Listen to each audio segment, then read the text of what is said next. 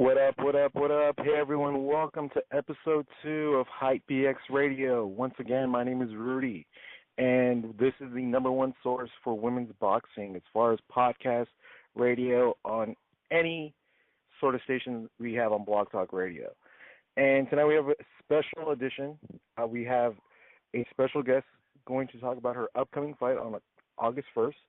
But before we get into that, I just want to let everybody know that I am on every sort of social media there is available. I'm on Instagram and on Facebook.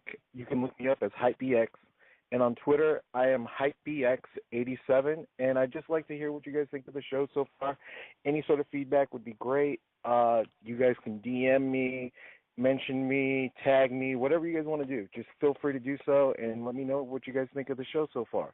And in just very short news, I just want to let you guys know of a very big match happening in Germany this weekend between Anne-Sophie Mathis and Christina Hammer.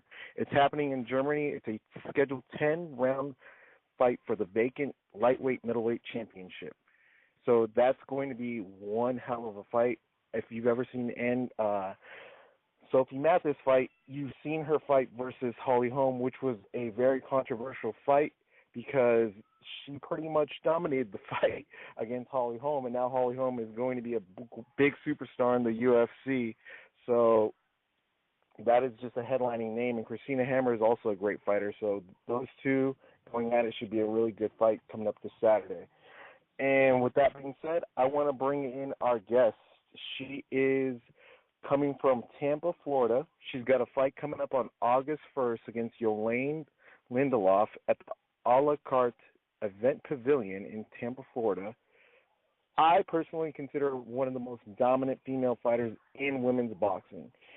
You watch her fight, and she's taking every round. She's chopping down the tree. You can tell that she's putting in the work every day at the gym, and you're not going to be disappointed any bit by watching her fight. Her record stands at 5-1 with 2 draws. And I want to bring her in. Her name is Noemi Larrabelde Bosques. How are you? Hey, Noemi. How are you? What a wonderful introduction. Wow, I know, thank you. Right? Thank you very much. How are you tonight? I'm pretty good. How about yourself? I'm doing pretty good. I just finished training, so I'm very happy to be finally heading to my house. Yeah. Once again, I want to thank you for taking the time out of your day tonight to actually come in on the show a week before your fight. I know it's kind of hectic. I know it was kind of short notice, but I really appreciate it. No problem. Coming in on the show. Problem. And before we get into all the boxing stuff, I want to let everybody know that Naomi is doing something that not every female fighter in the game is doing right now. She's producing her own magazine.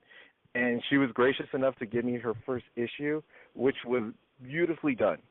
I mean, not only did it cover her, but it covered everybody as far as in her camp, her friends, her family, her sponsors. So, Naomi, I just want to say congrats.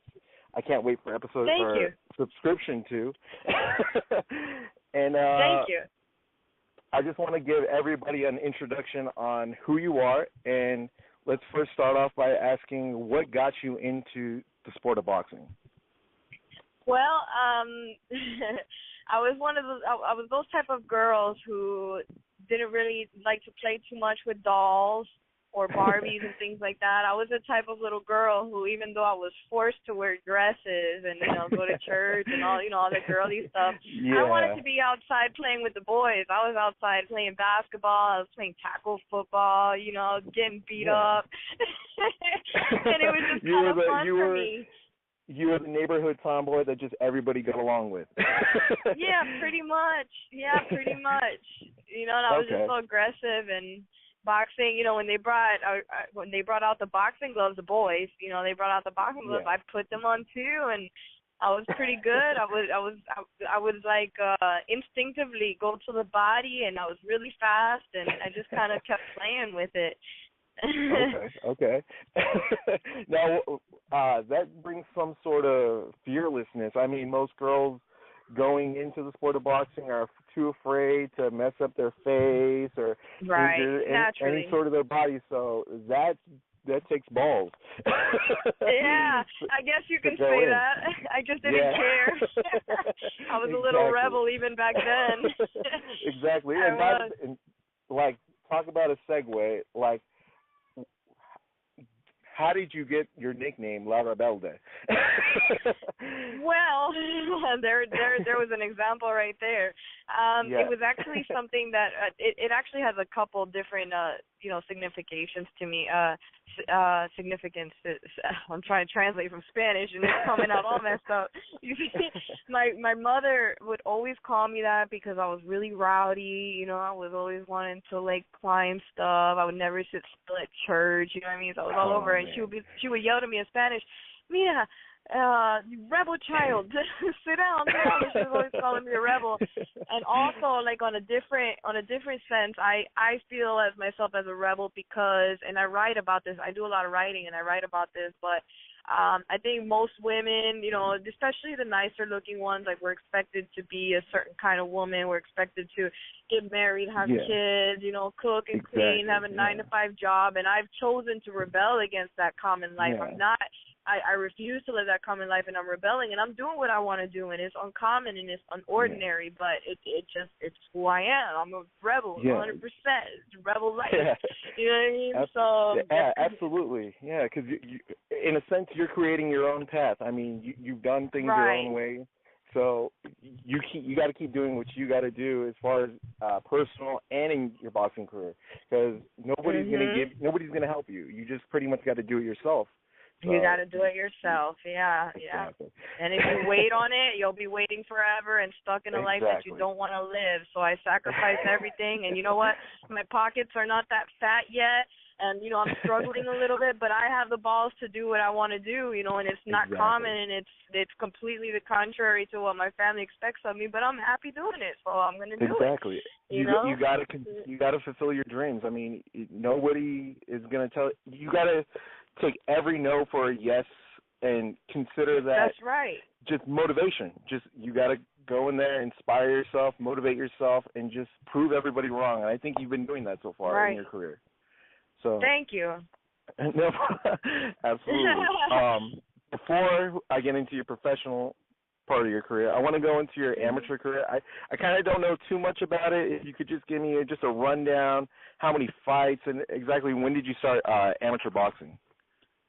I started amateur boxing actually kind of late. I was I boxed a little bit when I was 18, you know, for a local gym, and I did bar fights and whatnot, but I didn't become an official amateur boxer by USA Boxing competing until I was maybe 26, something like that. I was already in my mid 20s. So you were a late bloomer. Pretty much. I had been doing it for a while, but that's when I was like officially a USA Boxing state mandated. Boxer, you got your licensing. Yeah, okay. Exactly. So I was probably in my mid-20s already when I did that, and I had about 24 fights. I got to fight in nationals a few times, and the experience was amazing going against these girls who have been doing nothing but fighting since they were 9 years old. You know, fighters like Tyrese Douglas, Christina Cruz, Marlena Esparza. There's so much talent. And those are household names in USA Boxing. So they're amazing to watch and go up against. The experience is amazing. So I'm blessed to, I was blessed to do that and continue that, even though everyone, oh, you're too late, what are you doing, you're a mom, it was one of those things, but I'm happy I went through with it. I learned watching those women. You're doing what you want to do. You're doing what you want to do. Yeah.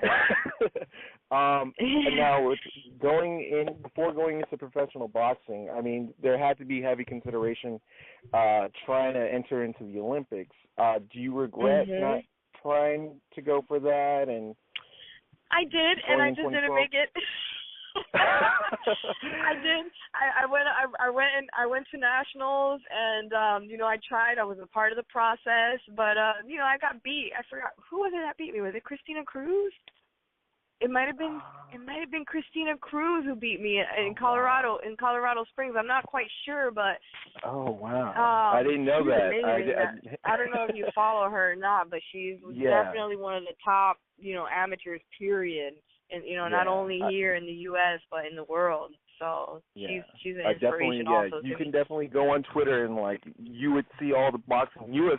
amateur boxing. You're going to see Christina Cruz. You're going to see Marlene Esparza. So I mean, if you were going up against that competition, that's stiff competition. I Those are the definitely understand. Cream of the crop right there. Yeah, those girls have been in it for a while, so at least I didn't lose to a bum. I'm proud I lost to Christina Cruz. Yeah, exactly. She's amazing. Big ups to her. Much success to her. Yeah, shout out to those girls doing their thing. Shout out to all you girls. Yeah, I'm proud of them. I am. We go against each other, but I'm really proud and inspired by them. Those are powerful women, and I know what it takes to be in there, up there. And you don't, and what you're saying right now, you don't see that enough in women's boxing. You don't see enough of just encouragement or support. I mean, it's a small community, but you see a lot of discouragement amongst the fighters and the promoters and the managers and the trainers. Yeah. It should just be more supportive. Yeah. It's sad. I agree. It really is. It really is. I agree. Right. And so now we're getting into the professional part. How was it transitioning from fighting amateur going into your first professional fight? I loved it. I mean, I loved it. The easy part, I mean, the things that made the transition easy were the fact that as a pro you go into 4 rounds. You only just like you did as an amateur, except you don't have a headgear. I guess you feel the punches a little bit more, so it takes a little bit of getting used to, but I like it. It's a rush. It's a rush. Yeah, it's kind of weird that I like it, but when I get hit, it makes me tighten up. You know what I mean? It makes me oh, you're in a fight. You better, so once sometimes, and it's sad and it's a bad thing actually, but sometimes, it takes for you to get hit it could be very dangerous. But it takes, once you get hit, you're like, oh crap, it's on now. It's serious. On. It's definitely serious. It's like a drug. It's like once you get that first hit, it's snap. It's like, okay, you here we are. Get your fist up, defend at all times, and you better get ready. Yeah, oh, man. But it's definitely a different kind of pop without the headgear, and you're wearing 8-ounce gloves versus a 10-ounce gloves, So, but I like the style. I like the style difference because you can kind of sit down on your punches a little better. You can kind of slow things down, especially once you start getting into the bigger rounds, like this 8-rounder I'm going into. You can kind of take your time and pick your shots a little better. So I like it. Yeah. I like it. Yeah. Well, going into a 4 or an 8-rounder, are you training a little bit differently than you are for your past fights? Oh yeah.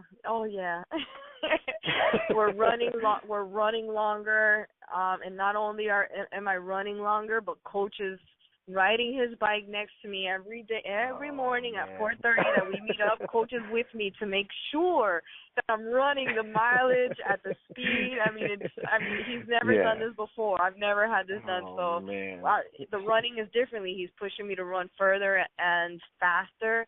The sparring, we're doing a lot more sparring. The other day I did 10 3-minute rounds with 30-second breaks in between.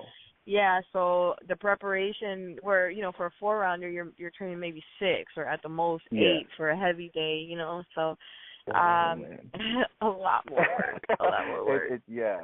I mean, you could see just, I went to a fight the other night and the girls they were almost winded after the 4 rounds, so I could just imagine you transitioning from a 4 to 8 round. I mean, your endurance is going to be tested.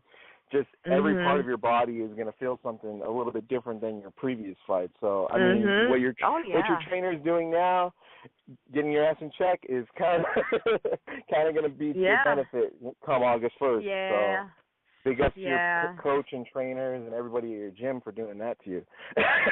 For sure. Yeah, big ups to them. I hate it and love it at the same time. It's like, I don't need you to run next to me every day. I got this, coach. It's like, nope, I got to be there and make sure. And, damn it. Oh, man. At least he's not in the car with a Starbucks and a Big Mac next to you, just right behind you on the road. Nice, He's right? on a bike at Super least. sweet. He's on a bike at least, getting his cardio on too. Shoot, I'm saying. All All right. And then so far in your professional fights, I would go with Yes. what has been your biggest test within all those fights? Oh, there's been so many. I have to pick one, huh? One of the okay. biggest. Like in general, you are. Yeah, just in general. Let me see. Just in general. The hardest part of fighting. Let me see. Locally, since I don't have a promoter, unfortunately, being a woman boxer, it's not so easy to get to have a promoter unless, your Marlena Esparza coming from the Olympics or, and for guys too, just in general, it's not easy to get a promoter. The hardest part is to swallow that fact and give the promoters what they want, which is ticket sales. Okay, now as a fighter, to be one of the best fighters, you have to focus on your skill. You got to focus on training, sleeping. Sometimes you're training 2-3 times a day, eating right. You know what I mean? And that's it. Like, to be the best among the world, those should be your only responsibilities. Now, with that being said, being someone who doesn't have a promoter, in order for me to be able to get fights and have opportunities such as this one, August 1st, where I'm fighting for a title, and you have to be a ticket seller. You have to be somebody who's out there in the community. You have to draw those people into the fight. And you got to put and you yourself explained it out well there. in that magazine that you put out. It's all about self-promotion. I think you do that really well. I think that you're putting yourself out there, just like tonight. I mean, you're interactive with your fans on Facebook, on Twitter, on Instagram, and I think that's self-promotion that you can do. I mean, because the promoters aren't helping you guys, and that's the sucky thing. And they want you to do work for them. Yeah, exactly. And you're still giving them the biggest part of the money that's coming in that night, and that's horrible. I know. Yeah. Try living that life. Try training like I'm doing right now, and having to sell $5,000 in tickets in order to continue to stay busy. Like, there's a lot of times where I want to say, forget this. I'm a fighter. I want to just focus on fighting and this and that. But I can do that and then stick to one fight a year. You know what I mean? And be 35, 40 years old when I finally get a title. Yeah, you know what I'm saying? So discouraged. Wait. You could just wait for that title shot. That it might not come, but you're actually putting in the work. You're fighting almost 3 to 4 times a year, versus some fighters only fighting once or twice, which is a horrible thing because they're getting title fights. It's the politics of boxing. It's terrible. Yes. But you got to do it. You got to do it. And a lot of people, they badmouth me and they say, I got my hands in too many things or whatnot. But that's the only reason I'm getting 5 fights a year. Last year I fought 5 times alone, and I don't even have a promoter. 5 times. That's a huge blessing. But I know it's because I'm working. I'm hustling. I'm being out there. I'm talking to everybody, and I enjoy it. That's not the only reason I do it. Like, I enjoy meeting people and talking with people, but that is the only reason I'm getting so many fights and a title offer, and I don't even have a promoter. They're paying for all this. So that's definitely one of the biggest challenges, is having to focus on both things and being the best. And that's where the sport needs to progress. I mean, you girls, you guys are putting yourselves on the line. You're going in there with the mentality that I have to knock this girl out every night that you're in that ring. You're sacrificing your life, your health, for your family, for supporting yourself and your family. Yeah, that's right. It's a shame. It's really a shame, but it's what you got to do. That's right. You either take it or leave it. It's not easy. It's not easy. People think it's easy, and it's far from it. They see this smile on my face, and they think, "Oh, this girl, she doesn't have to do anything." Okay. Exactly. We got a documentary. Matter of fact, we got a documentary coming out soon, and it's as real as it gets about the life, that I live, at least, doing what I do, and people are going to understand a little better the behind the scenes, of what it takes to be a woman successful boxer, Yeah, we need to see something like that. I mean, this is the first time of me hearing about it, but I mean, people need to see what the struggle is really like. People need to see the ins and outs of you going in out of the gym with your family, trying to separate your personal life with your boxing life, and try to balance the two. It sounds easy, but it's really not. And a lot of people, I don't think they understand that. They don't. No. And, understandably, there's nothing else. I plan on changing that, along with the magazine, with the documentary, and I want to expand. I want to eventually talk to other fighters like Christina Cruz and Marlene, or people, up-and-comers, because I'm sure if you ask them, they have a really effed up story, about how hard it's been for them to make it, and they're still breaking. Every fighter has their own story. It's just their own path and the way they're trained, the way they got into the sport. But for some, it's tougher than others, and some it's easier. It's just it's different stories, but at the end of the day, women's boxing is the same struggle. So that's why you guys got to support each other.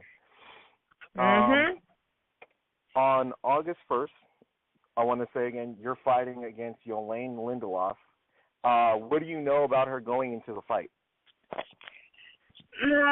All I know is that she had all of her fights in Belgium. She's actually from Belgium. She moved to the Bahamas for a little bit, and now she's here in Florida training with Tony Morgan, who is he's actually the trainer of Willie Monroe Jr., who just won the Boxina middleweight tournament. That was on Showtime, I believe it is, or HBO. And Andre Berto's coach, excellent coach. There's no footage on her. I know very little about her. I know she's had all her fights in Europe, so I'm assuming she probably has a traditional European, straight up, fighters, a lot of speed. But I don't know. I know very little. We're gonna have to go on instincts. You're going into it. You're going into it blind, pretty much. You're expecting everything. I'm gonna go based on instincts. It's all right, though. It's okay. I love the challenge. We'll see what happens, Stay tuned. I think you're built for it. I think this sport, you're built for it, and I think that you're ready. I think you put in the time. Thank you. I think every fight that you go into, you test yourself, and I think you've gotten the best of women's boxing so far. With that being said, is there anybody else that you would like to see in the ring with yourself? Is there a wish list of opponents that you want to see? I can't say that there is, honestly. I can't say that I have a wish list. I'm just kind of going with the flow as of right now. I mean, obviously my opponents are going to get better along with my record. So once I'm 6-1 and I'm fighting, because I'm set to fight for the WBO October 3rd. If and when I win this, if and when I win this title, I'll be fighting for WBO. I'll be 6-1. So just as long as it's somebody, similar amount of, matched up, and then I get better, and whoever, the opponents get better, I'm okay with anyone they put in front of me, I'm okay with anyone. I'm welcoming all challengers. Anybody. Yeah. If the team, if my team says no, I think you're ready for her. I think it's a good matchup. I think you can beat her if you work hard. Then I'm gonna say, okay, let's do it. If they tell me no, you might wanna just wait 2 or 3 more fights. Maybe give us a little more time to work on this before you fight that fighter, because they, then I'm gonna respect what they say. It just depends. Yeah. All right. Well, Naomi, I'm almost running out of time, but before we go, I want to say thank you once again for coming on the show tonight. And I know that it was once again last minute, and I can't even express how much it means to me that you're actually on the show tonight. You're one of my favorite female fighters, and I wish you the best of luck on August 1st. I hope you knock this girl out, and I hope you get the title shot that you well deserve. Thank you, and listen, much respect and salute to you for doing the show for women's boxing. We need more people like you. This is a huge deal for somebody like you to be doing this and exposing women and all that. So hats off and salute to you as well. Keep it up. That's what's up. You're welcome. Thanks, man. Before you go, do you want to give out any shout-outs to sponsors, any fans, friends, or family? Yeah, I have the most amazing sponsors. No judges needed. I got Zoohag, Your Smile Studio. We have Fin Skins. I have the most amazing team of sponsors, super supportive, and I'm blessed to have them on my team. Bulldog Boxing, the gym that I train at, great group of hardworking guys. My family, I love you. My daughter, I love you. And, you know, God, first and foremost, none of this happens without His grace and His glory on me. So I feel blessed and I'm thankful. I'm just thankful to you. Thanks. Amen. Amen. All right. After I yell Rebel Life, Rebel Life. Amen. Exactly. Rebel Life, Noemi Bosques, Tampa, Florida. Stand up. This is one of your own. She's going to do it August 1st, best believe. Yes. Hit her up on Noemi Bosques on Twitter, Instagram. She's on Facebook. She's everywhere. She's reachable. She's not stuck up. 100%. She's the most down-to-earth fighter you'll ever meet. So everybody just go out and support this girl. She needs it. She's going to be the champion one day, and right now, if you get it, you're going to get it while it's hot. All right. All right. Yes. Thank you. All right, Naomi. I like thank you once again. Thank you. All right, Naomi. I'll talk to you later, okay? Good luck. Okay. Have a good night. Thank you. All right, you Bye-bye. Too. Bye-bye. All right, everybody, that was Noemi Bosques. August 1st, Florida. Yolaine Lindelof in Tampa, Florida. I believe tickets are still available if you're in the area. If you are in that area, I would suggest to go check her out. It is every bit worth your money to go watch her fight. It is one of the most explosive fighters you'll see in women's boxing. So definitely go do so. And once again, my name is Rudy, and I'm on Twitter, Instagram, Facebook, HypeBX. I want to hear everybody's thoughts on what the show was tonight. I want to thank Noemi Bosques. That was an amazing interview. Every word that she said tonight was just from the heart. You can definitely tell. And I can't wait to see what comes from her career. And she's simply one of the best. All right, guys. It was a good show. I will talk to you guys later. Great show. Good night.